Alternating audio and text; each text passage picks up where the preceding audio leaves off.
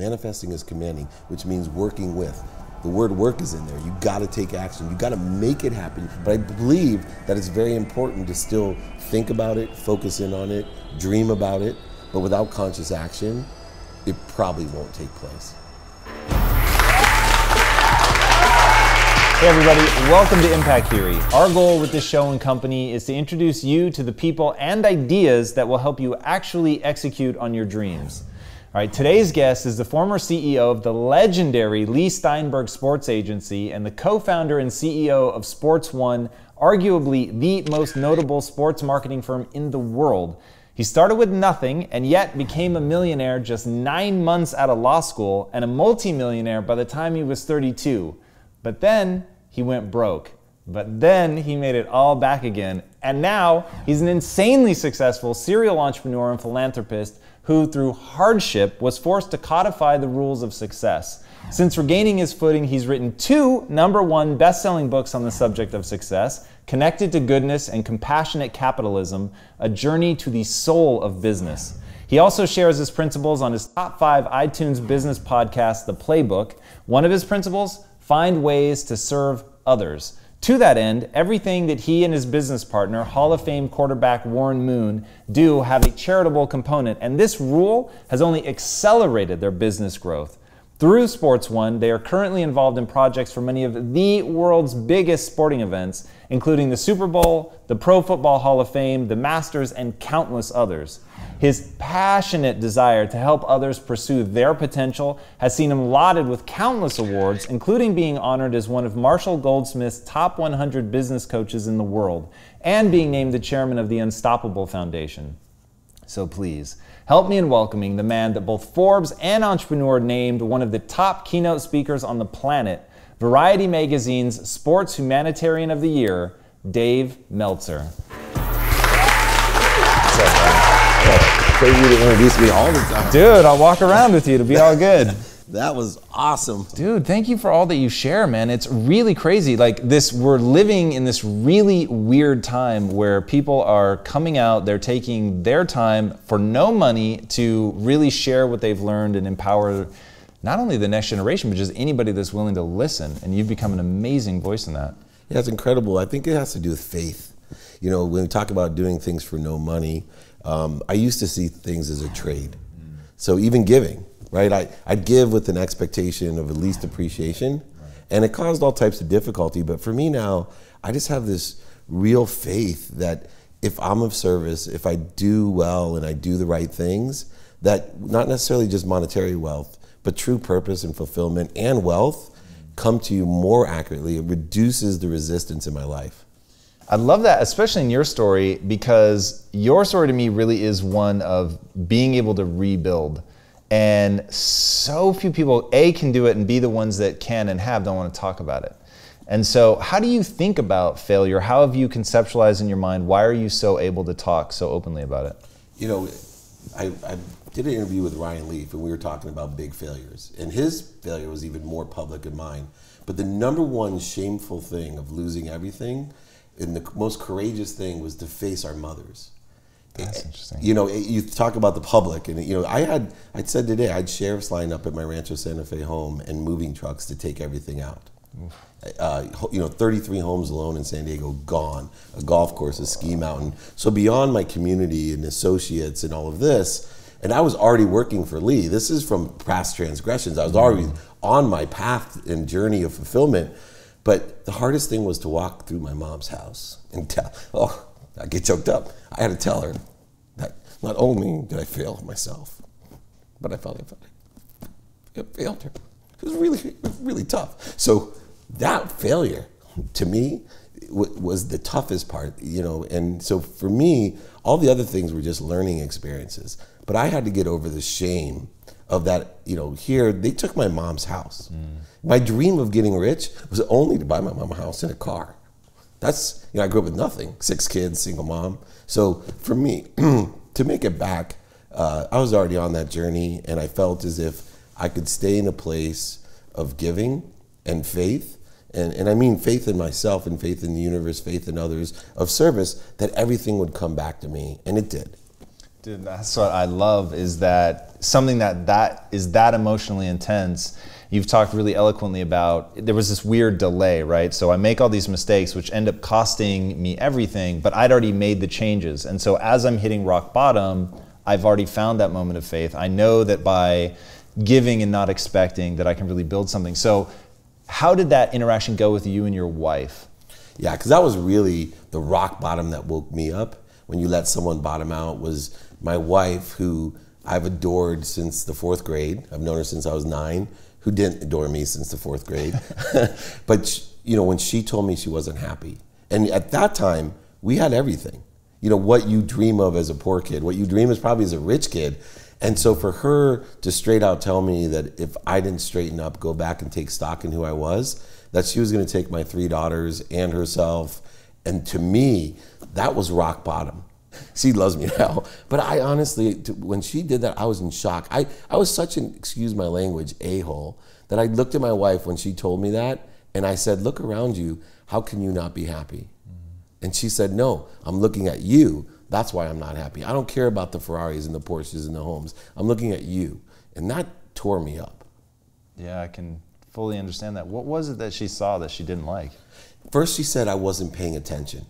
Which to her, to anything, right? I was someone that raised my vibration to be aware. And she felt as if I was always, you know, first of all, I'm OCD, right? Most successful people. So I was on top of every little thing. And so number one, I wasn't paying attention. And 2, I was surrounding myself with the wrong people and the wrong ideas. And I was lying to myself. And that's where she told me to go take stock in myself. And what are some of the wrong ideas?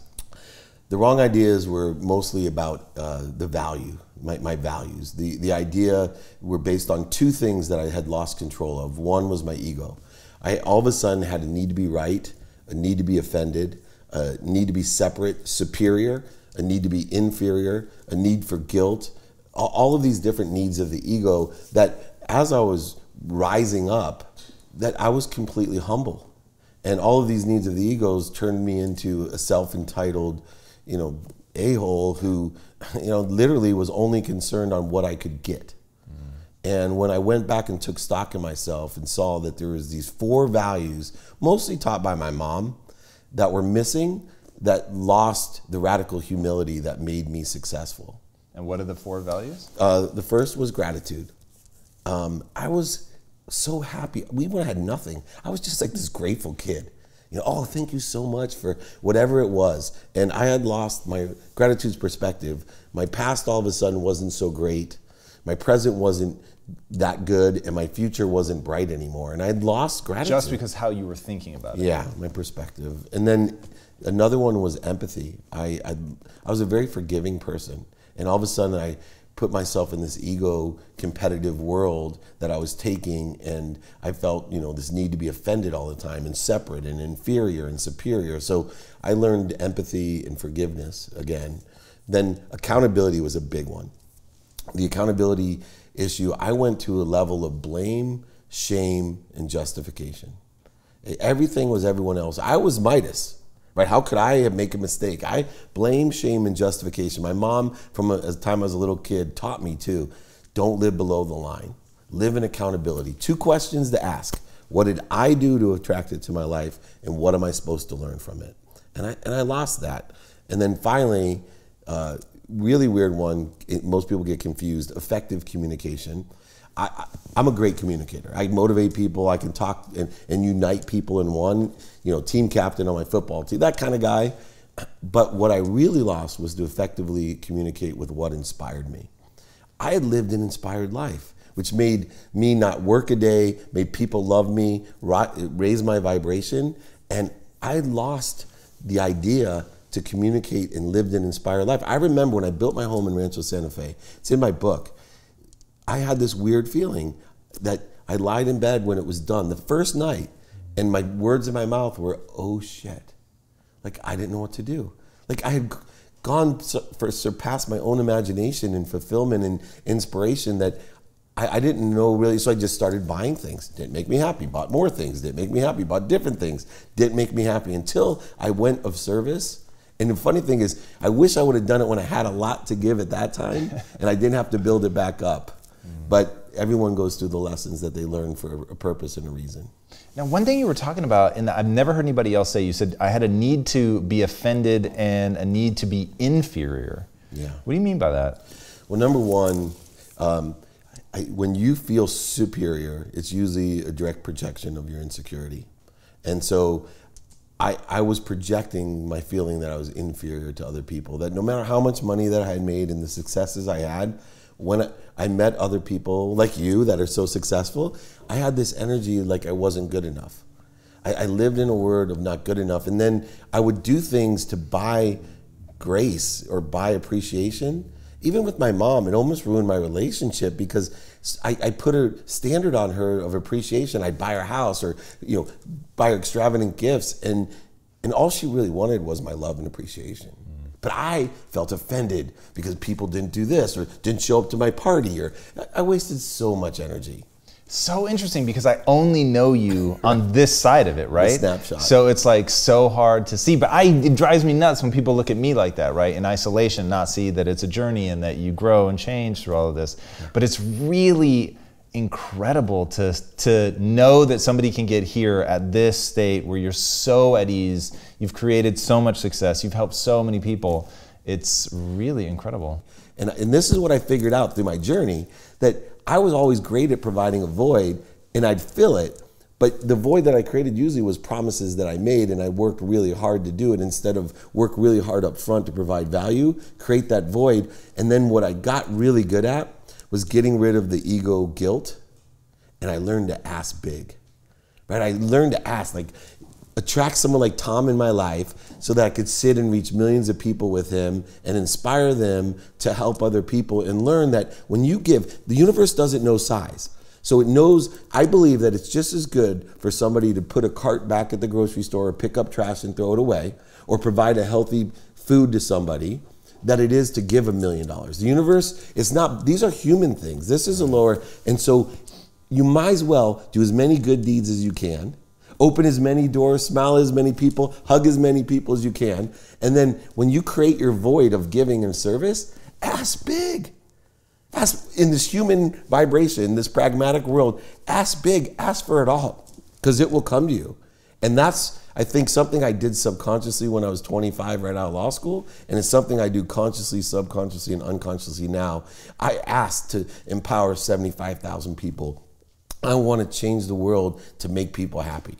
And who are you asking that of? The universe. So whatever you believe in, I don't care if it's God, Jesus, Muhammad, Joseph Smith, the 12th man, if you're a Seahawks fan, I don't care, but ask the universe, ask who you think, put it out there. There's 3 ways. You got what you think, say, and do. That's one way to put it out there. Subconsciously, there are no pathways in your mind. 40,000 of the same thoughts. Put it out there. And then finally, your energy, your DNA, your fingerprint on life, that's what truly puts it out there. And that system of conscious to subconscious to unconscious is what allows you to truly attract rapidly and accurately what you want. So interesting, because I'm guessing if we flash back, let's call it 20 years, and I ask the same question, I get an equally valid answer because it worked, right? Like, yeah. Both worked. Work hard. You would have got work hard, don't quit, all of those things. And look, I was an honest person. I just had my values a little bit screwed up as they got bigger and bigger, but I was working really hard. I just felt like I was in control of everything, and now I've completely surrendered. Doesn't mean I don't work as hard. I was going to say, I watch your content, and there's definitely, like you said, I'm going to ballpark it here, but like, I don't go to bed, I pass out, and I work until my energy runs out. And I thought, yeah, I get that. And so it's so interesting to see. Conflict. Yeah, not a conflict at all, actually. It's just, it's such an interesting way to come at it. So you've got on the one hand, it's the more traditional, hard driving, I'm going to make this happen. If I'm creating a void, it's a void of what I'm looking for people to, pour into. Hey, I've given you something, I'm expecting something back. And many a person have built insanely amazing careers doing that, right? So I know that it works. But then over here now, you've done both. and it's like this totally different way, but yet you still really pour yourself into what you do. Providing value. Yeah, it's super interesting. So like I was watching one of your pieces of content, and you went to this event, and it was during spring break, and so there was only, I don't know, a handful, 30 kids there or something. And you said, oh, these are the ones that'll make it. Why are they the ones that'll make it? I believe in being more interested than interesting, and that providing value. That define that for people. I know what you mean, but really put a point on it. For me, it's almost connected to the zero effective life. And I think there's a consistency that makes people successful. And what happens is we lie to ourselves. And I'll use health because you're an expert at it. But I see this in nutrition and in exercise. People will tell me after 1 month, gosh, why did I get incremental results or no results at all? I said, because you zeroed yourself out.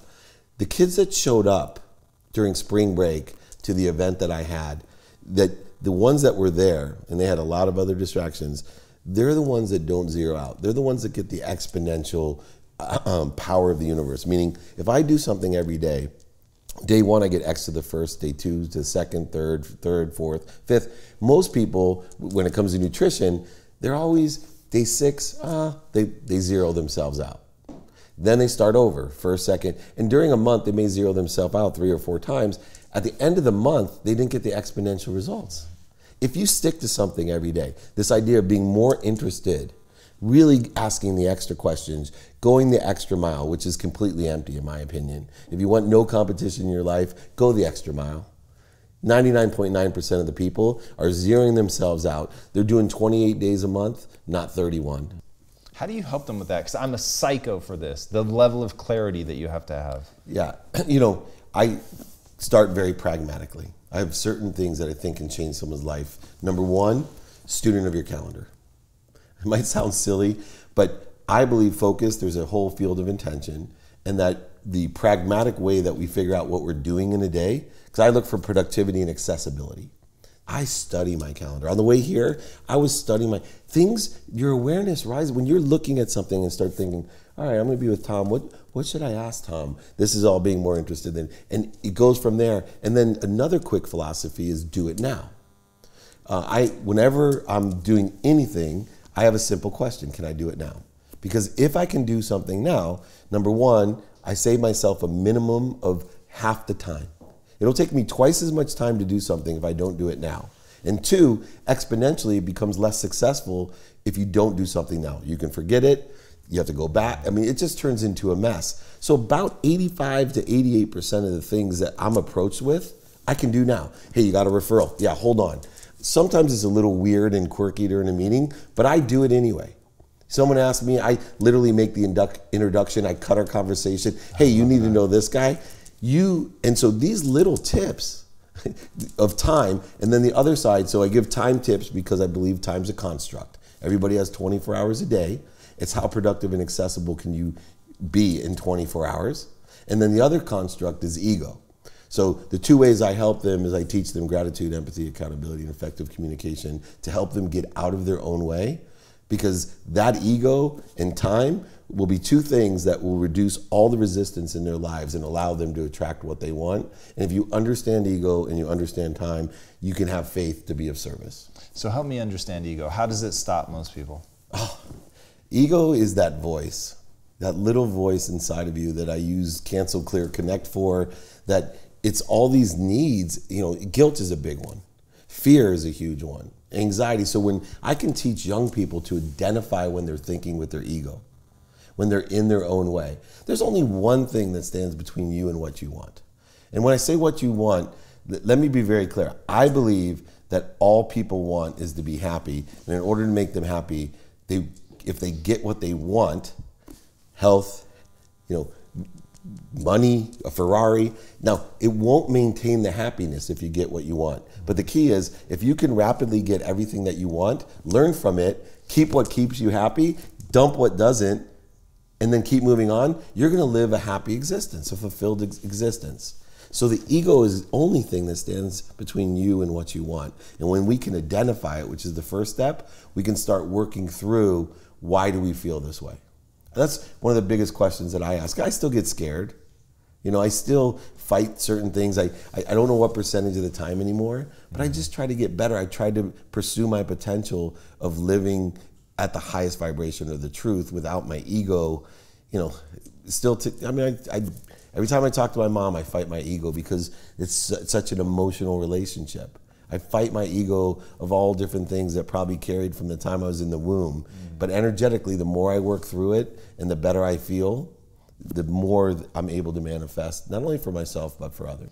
And so I've heard what you've said about your mom, that she has a 3rd-degree black belt in Jewish guilt. Yeah. So knowing that, what does it mean to work through it? Is it finding your center? Is it just having the compassion for her, understanding that she only wants good things for you and this is just her best attempt? Because I know there are so many people watching this that they have the same relationship. So what do they do mechanistically? What do they do to work through it? So what I started doing is I realized that there's only 2 things my mom really wanted from me. One was to know that I loved her, and 2, appreciated her.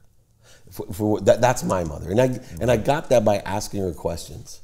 And so what I decided to do to change our relationship was to make sure every day. So I have this philosophy of doing stuff every day, give it a minimum amount of minutes. So I gave my mom a minimum of 1 minute a day to make sure that she loves and appreciates me. And meaning I would call, text, or email her and simply sometimes say, hey Mom, I was just thinking about you. I got back from China today and I just wanted you to know that I totally love you and appreciate you. I live this extraordinary life and I'm so grateful. You know, I'm one of 6 and all the things. Then I work through it and say to myself, why do I still feel this way? Why do I feel inferior to my siblings just because they all went to the Ivy Leagues and none of them got a B? Why? I'm 50 years old. I have my own beautiful family. Why do I have this energy about me that I literally know? It's not easy for people to say the truth, that I know. And here's the best thing about it. My brothers are they're super accelerated, like humans. They're amazing, right? Harvard summa cum laude, amazing. And what's funny is, my brother that went to Harvard, who's extremely enlightened, he's a rabbi now. You know, I said to him, hey man, I'm working on feeling good around you. And he was like pale. He goes, that's funny because I was thinking the same thing about you. You know, like that in fear. And I go, and I hope you take it as a compliment because I just think the world of you and I want you to think the world of me. Those type of effective communications can open up and allow you to work through why you feel certain ways, because it transcends. If you feel that way with your siblings or your parents, it's worse for people you just met. You're trying to prove yourself. One of the energies I carry that ruined me was I had an energy that I was stupid.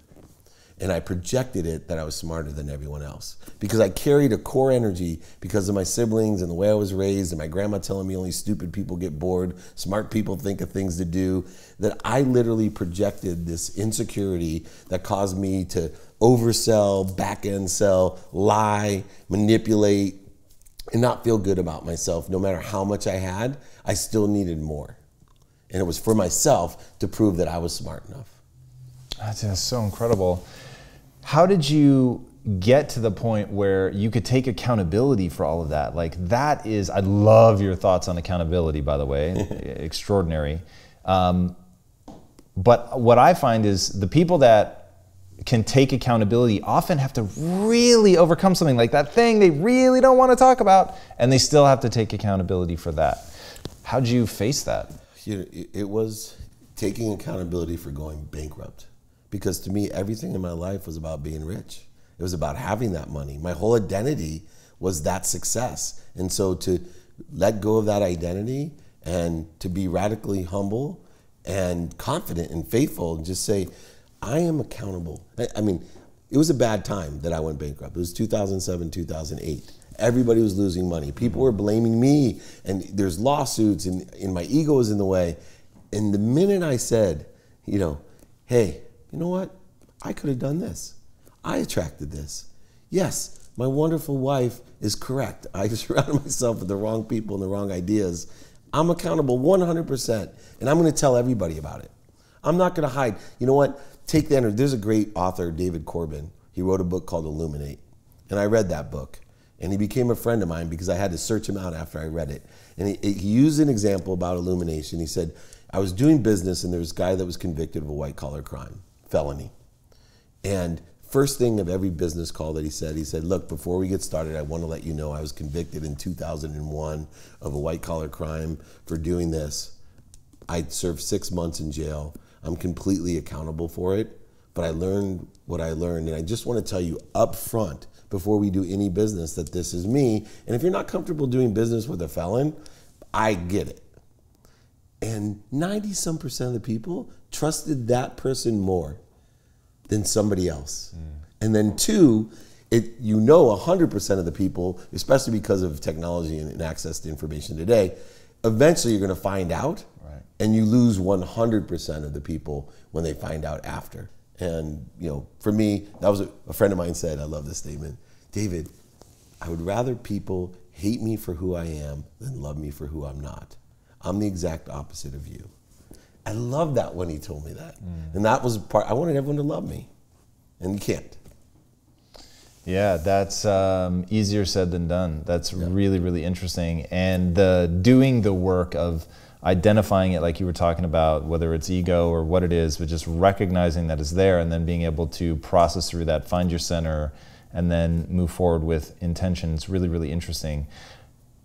And as I think through that and I think through the steps and how meticulous you have to be, why are you such a good negotiator? What is it that you do? Is there a process like that? Like, what Absolutely. is it? I think it's part of being more interested than interesting. So what I do is I explore the reasons that you want what you want.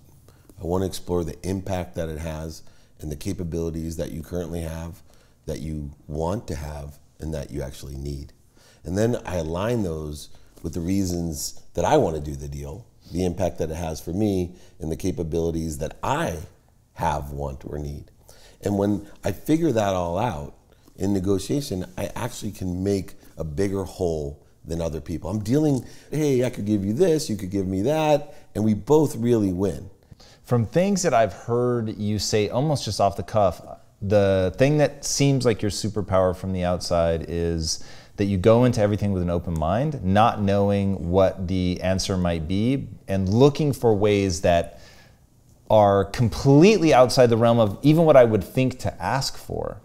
And is part of what is anybody's power in a negotiation, being able to make the ask?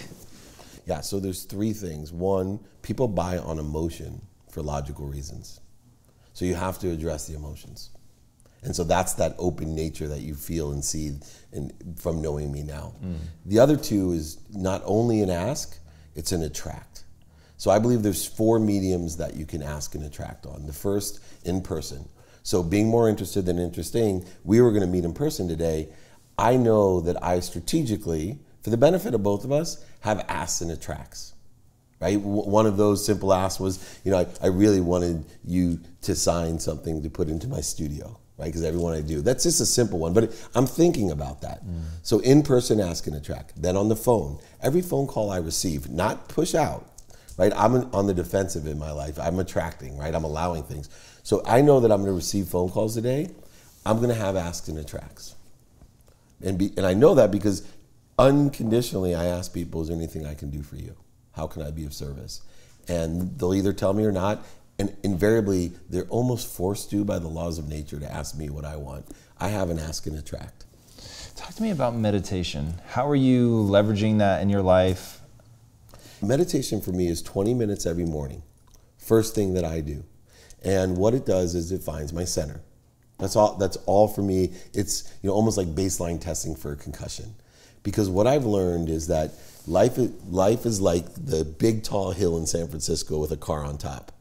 That's your center when the car is up there. You can hold it, a truck you can hold with your finger when it's sitting on top of a hill.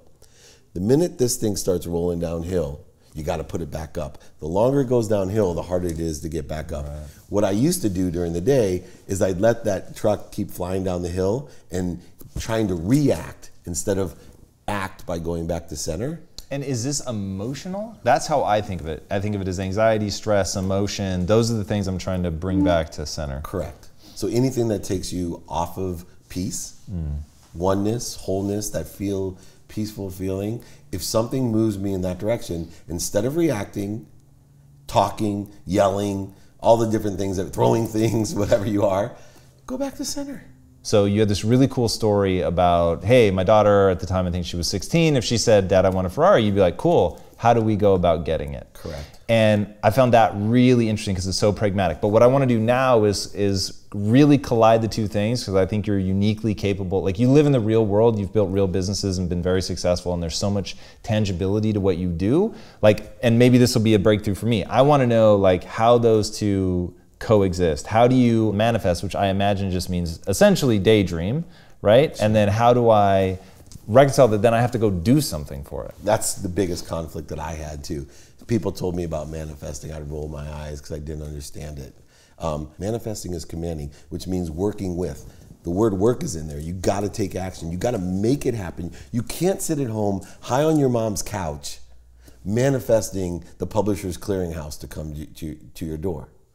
You know, it would drive me crazy. You know, this The Secret. I'm on the Transformational Leadership Council. I'm like the most pragmatic sports agent weirdo on there.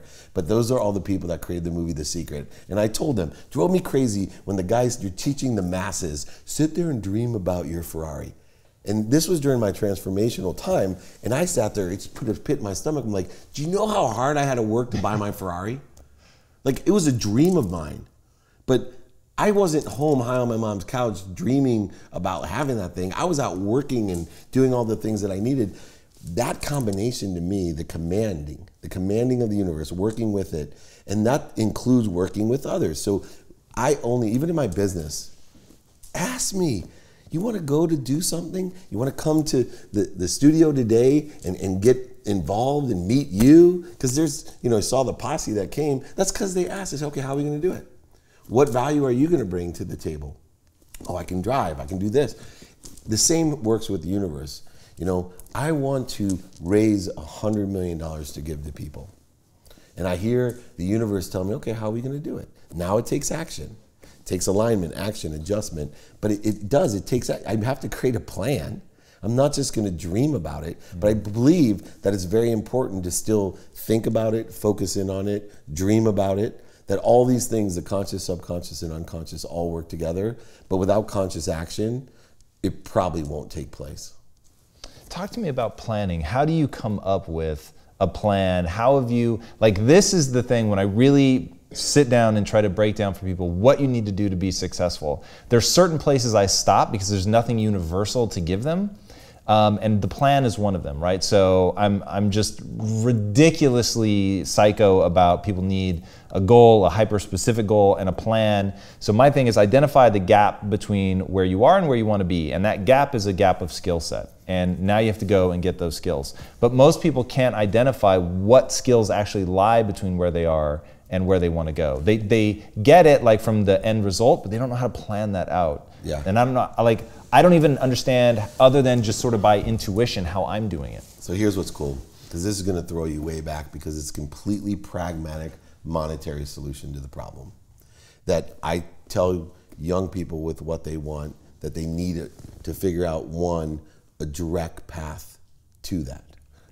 That's your goal. What's my direct path to revenue? Forget the business side. What if you have an idea for a business specifically, what's my direct path to revenue?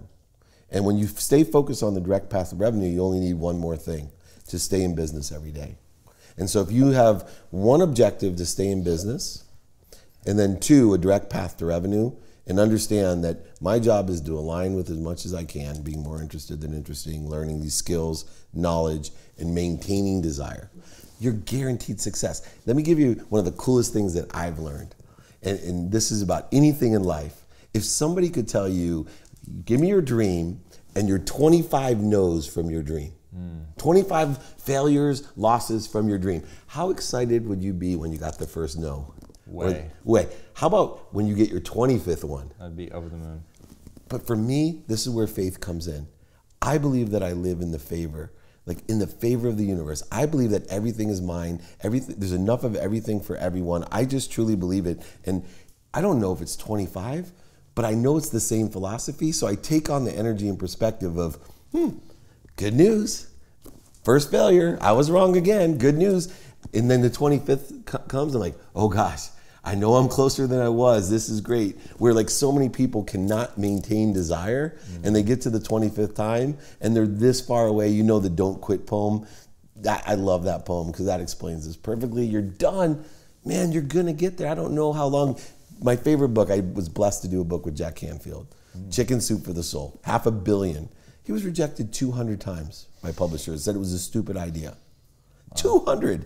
But if I told him that he would be rejected 200 times before he had the best-selling book of all times and 500 million sold in a whole brand that lasts for legacy of a lifetimes of people, how happy would he have been when he got to 150? Right. And so to me, to teach people, you need skills, integration of skills, knowledge, and desire, maintenance of desire. You need a direct path to what you want, but you need to stay on course every day. It's every single day. The only thing that stops you from being successful in business, for example, is you run out of money. You go out of business. How many businesses do we know that have evolved? I'm sure your business has evolved from where you started. Sure. Right? I know Google did, Facebook did, right? They all were not set out to be, but they all had a direct path to what they wanted to do, and they stayed in business every day. How do you maintain desire? I've wanted to ask that from the second you said that. That's super powerful. Literally to me, it's the consistent, persistent enjoyment of the pursuit of my potential. When my outcomes, I have goals. People get all the time, well, how can you do that?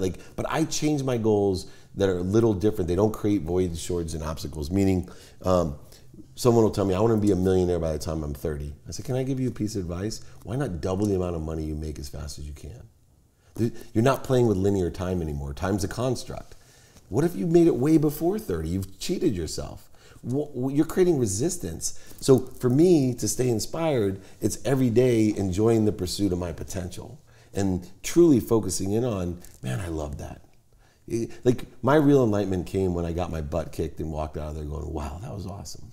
Where no ego, right? It's just like, I just learned so much. I must be so much closer to what I want because I just learned a ton. And yes, I got my butt kicked.